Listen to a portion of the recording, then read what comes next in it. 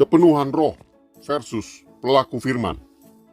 1 Samuel 19 ayat 18, 23, dan 24. Setelah Daud melarikan diri dan luput, sampailah ia kepada Samuel di Rama dan memberitahukan kepadanya segala yang dilakukan Saul kepadanya. Kemudian pergilah ia bersama-sama dengan Samuel dan tinggallah mereka di Nayot.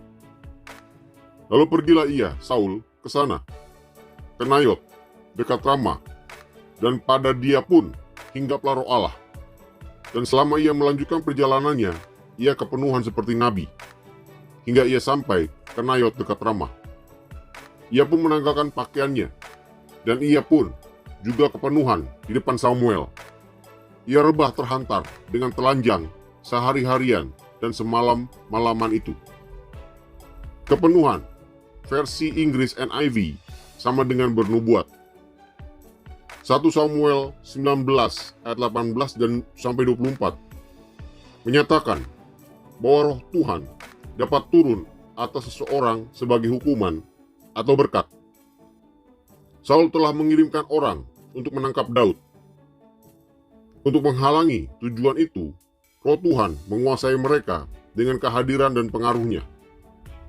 Saul sendiri juga kemudian dikuasai oleh roh Tuhan dan direndahkan dengan rebah terhantar dalam keadaan tak sadarkan diri sehari-harian dan semalam-malaman dengan tidak berpakaian.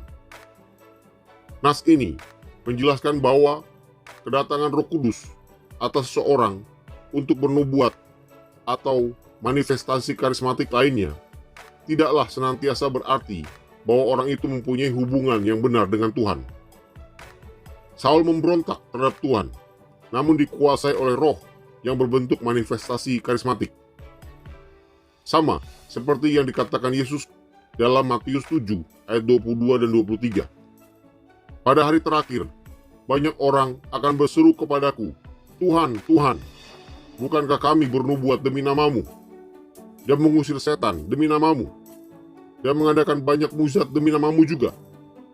Pada waktu itulah aku akan berterus terang kepada mereka dan berkata, aku tidak pernah mengenal kamu. Enyahlah daripadaku, kamu sekalian pembuat kejahatan.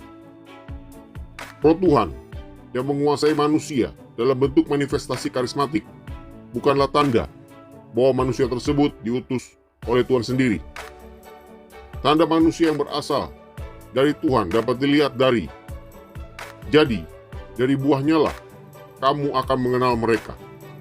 Bukan setiap orang yang berseru kepadaku, Tuhan, Tuhan, akan masuk ke dalam kerajaan surga, melainkan dia yang melakukan kehendak Bapa-Ku yang di surga.